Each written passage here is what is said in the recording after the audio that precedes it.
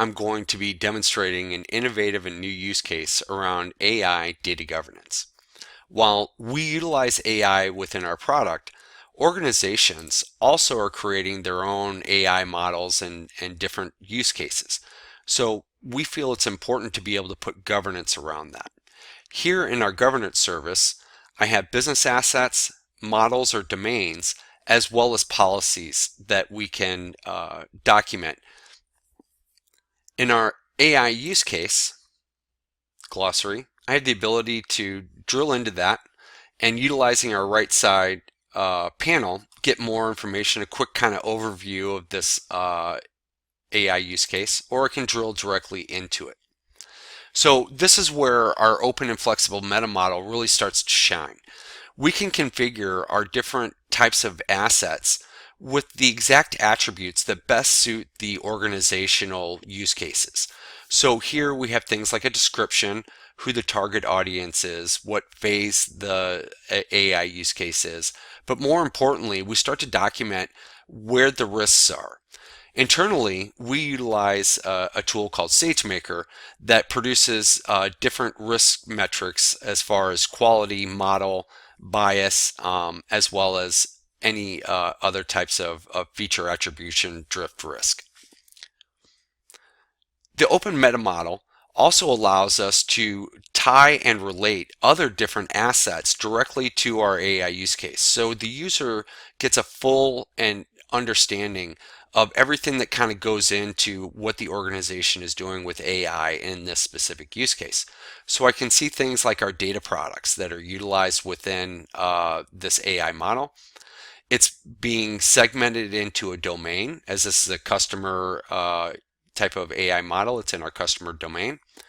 And then more importantly, I can tie our organizational direction through goals, objectives, and metrics directly to this AI use case so that users get a better understanding of how AI is helping the organization achieve its goals. I might want to understand a little bit more about the data at a business layer that is being utilized within this AI use case.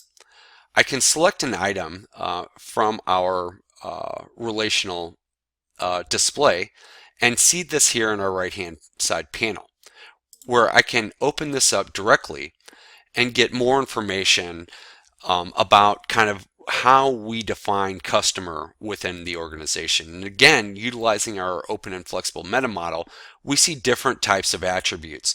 So here we see a user rating.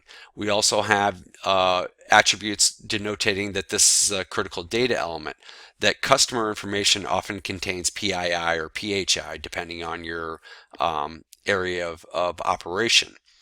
Here again, I see through our open and flexible meta model the AI use cases, the data products, but more importantly, I see the actual data that's going into that kind of makes up this business term.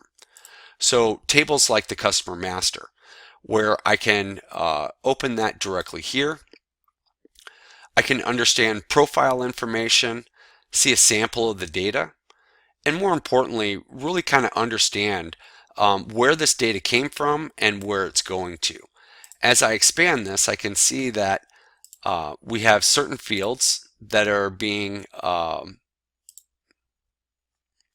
leveraged. So here the client ID is going to our BigQuery where it's being transformed into the customer number, out to Snowflake where it's now the account ID, and then out to our customer master where it's customer number. And the important thing is that we can follow along the data quality scores as this data moves from point to point, where we might use our data quality pipelines to remediate and improve the data as we see from our party table to our customer master, the quality improves.